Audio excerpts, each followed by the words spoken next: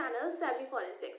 So friends, जैसे कि अभी तक आप सभी को पता चल चुका होगा कि जो आपका यूजीसी नेट का एग्जाम होता है उसका जो दिसंबर 2020 वाला साइकिल था वही वाला वापस से मई 2021 में कंडक्ट होने वाला है।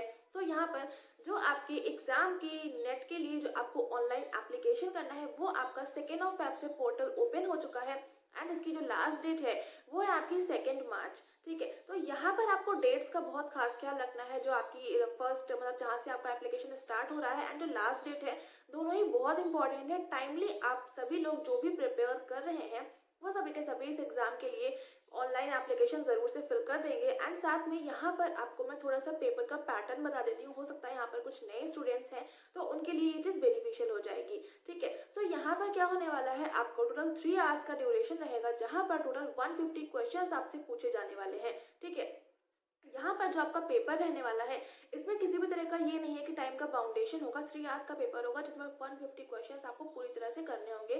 150 में से जो आपके 50 क्वेश्चंस होंगे वो होंगे आपके teaching aptitude and research aptitude के, जहाँ पर आपकी कुछ डीआईज आते हैं, कुछ आपका रीजनिंग आती है, करंट अफेयर्स थोड़ी बहुत आती है, बहुत ज़्यादा नहीं आती है। इसके अलावा कुछ इन्वायरमेंट से रिलेटेड क्वेश्चन आते हैं। ये सारा का सारा आपका पेपर 1 का रहता है जहाँ पर आपके टोटल 50 क्वेश्चन होते हैं।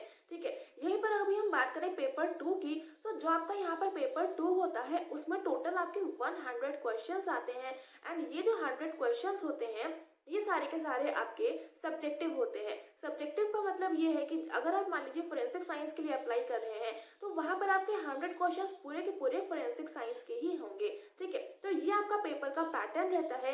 एंड सबसे इम्पोर्टेंट बात जो यहाँ पर ये है वो है कि यहाँ पर किसी भी तरह की कोई भी नेगेटिव मार्किंग नहीं होती है। ठीक है, तो ये आपके लिए एक प्लस पॉइंट हो जाता है कि आपको सारे के सारे क्वेश्चंस वहाँ पर अटेम्प्ट करने हैं। अगर मान लीजिए कोई गलत भी हो जाता है तो वहाँ पर किसी भी तरह का कोई नेगेटिव मार्किंग नहीं है, तो वहाँ पर परेशान होने वाली कोई भी बात नहीं होती है। ठीक है, तो इस वजह से 150 के 150 क्वेश्चंस आप जरूर से वहां पर अटेम्प्ट करके आइएगा। ये जो आपका पेपर होता है 2 होते हैं। 2 का मतलब ये है कि पेपर आपका एक ही होता है लेकिन यहाँ पर 2 कैटेगरीज में क्लासीफाई होता है। इसकी जो कट ऑफ निकलती है वो 2 तरह से निकलती है। एक आपकी जो कट ऑफ होती है वो निकलती है जेआरएफ के पर्पज से, जिसकी कट ऑफ थोड़ी सी हाई रहती है। दूसरी कट ऑफ आपकी जाती है जो आपके असिस्टेंट प्रोफेसर के लिए होता है उसके लिए। तो यहाँ पर 2 कट ऑफ्स निकलती हैं एंड यहाँ पर जो जेआरएफ की कट ऑफ रहती है वो थोड़ा सा ज़्यादा जाती है।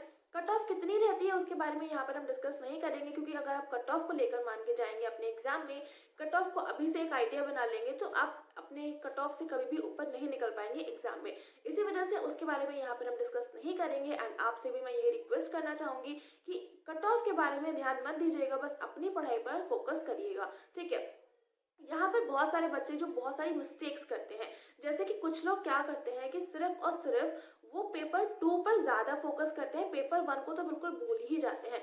कुछ लोग सोचते हैं कि लास्ट के 1 मंथ में हम पेपर 1 को कवर कर लेंगे, लेकिन ऐसा पॉसिबल नहीं होता है। तो इसी वजह से आपको पेपर 2 एंड पेपर 1 दोनों को इक्वली साथ में लेकर चलना है। जब आप दोनों सब्जेक्ट को साथ में लेकर चलेंगे तो उससे क्या होगा, आपकी दोनों की प्रिपरेशन बहुत अच्छी हो जाएगी।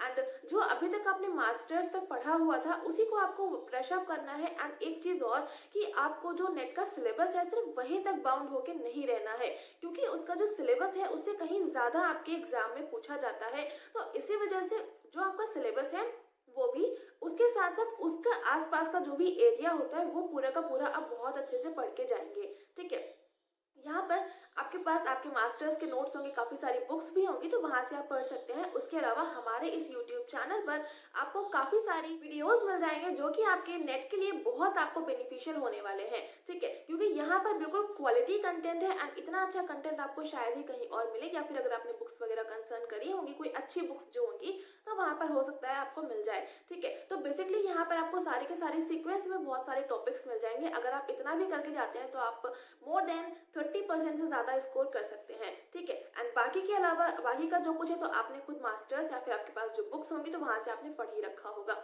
इसके अलावा जो टीचिंग एप्टीट्यूड है उसके लिए भी अगर मैं आपको बुक बताऊं तो आप केवीएस मदान को रेफर कर सकते हैं, या फिर नारायण चंदर की एक बुक आती है तो उसको आप रेफर कर सकते हैं। दोनों की दोनों बुक बहुत ही अच्छी हैं। ठीक है, तो ये तो हो गई आपकी बुक्स की बात। इसके अलावा मास्टर फोरेंसिक साइंस की बात करें तो वहाँ पर कौन सी बुक्स हैं तो वो ऑलरेडी आपको पता होगा।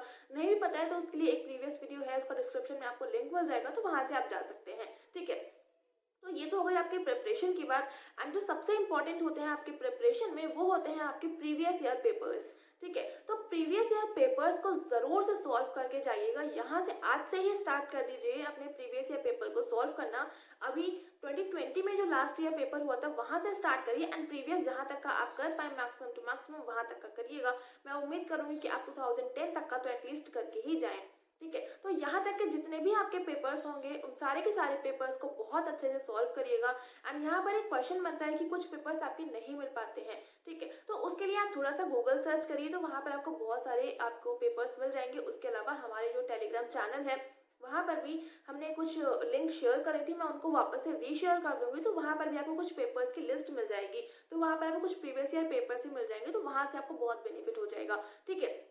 तो जितने भी आपके प्रीवियस ईयर पेपर्स हैं उन सभी को बहुत अच्छे से पढ़ के जाइएगा, क्योंकि जो आपके प्रीवियस ईयर पेपर्स होते हैं उन्हीं के अराउंड कुछ ना कुछ उसी से रिलेटेड एग्जैक्टली सेम नहीं आता है, लेकिन थोड़ा बहुत उससे मिलता जुलता क्वेश्चंस आपको मिल जाते हैं, ठीक है। जैसे कि एक आपका क्वेश्चन बहुत ट्रेंडिंग है, एक आता है गुस्ताफ्सन मेथड, वो आपका बहुत बार रिपीट हुआ है आपके प्रीवियस ईयर पेपर्स में, ठीक है। तो इसी वजह से मैं आपसे बार बार कह रही हूँ, जो आपके प्रीवियस ईयर पेपर्स होते हैं उनको बहुत अच्छे से पढ़ के जाइएगा। उसके अलावा अभी रिसेंटली 2020 में अभी जो एग्जाम हुआ था वहाँ पर एक कैंडिडेट है मोहम्मद हमजा, उन्होंने नेट जेआरएफ क्लियर किया हुआ है, ठीक है। तो आप उनकी स्ट्रैटेजी की वीडियो देख सकते हैं, हमारे इस चैनल पर ऑलरेडी अवेलेबल है। तो वहाँ से आपको उनकी तरफ से कुछ टिप्स एंड ट्रिक्स मिल जाएंगे जो आपके प्रिपरेशन में आपको हेल्प करेंगे। एंड बहुत अच्छे से प्रिपरेशन अभी से स्टार्ट कर दीजिए। पेपर 1 एंड पेपर 2 दोनों को इक्वली लेकर चलिएगा। पेपर 1 पेपर 2 दोनों के ही प्रीवियस ईयर पेपर्स को सॉल्व करिएगा। पेपर 2 को तो जरूर से सारे के सारे कर लीजिएगा। एंड पेपर 1 के लिए आप उनके लिए भी आप अगर सारे के सारे प्रीवियस ईयर पेपर भी अच्छे से करके जाते हैं तो भी आप अच्छे से वहां पर अटेम्प्ट कर सकते हैं, ठीक है। सो ये थी मेरी तरफ से कुछ एडवाइस आप सभी के लिए, आई होप सो आपको हेल्प करेगी। इसके अलावा अगर नोटिफिकेशन के बारे में आपको कुछ जानना है तो उसके लिए इसी वीडियो के डिस्क्रिप्शन में आपको एक लिंक मिल जाएगा, तो वहां से आप ब्रोशर पूरा मिल जाएगा। तो जो इन्फॉर्मेशन ब्रोशर रहेगा तो आप उसको पूरा डिटेल में पढ़ेंगे तो वहां से आपको सब कुछ पता चल जाएगा।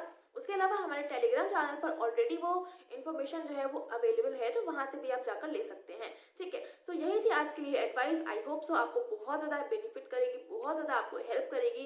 And thank you so much. And उससे पहले सबसे ज़्यादा इंपॉर्टेंट जो है वो all the best to all of you. बहुत अच्छे से अपने प्रिपरेशन को स्टार्ट कर दीजिएगा।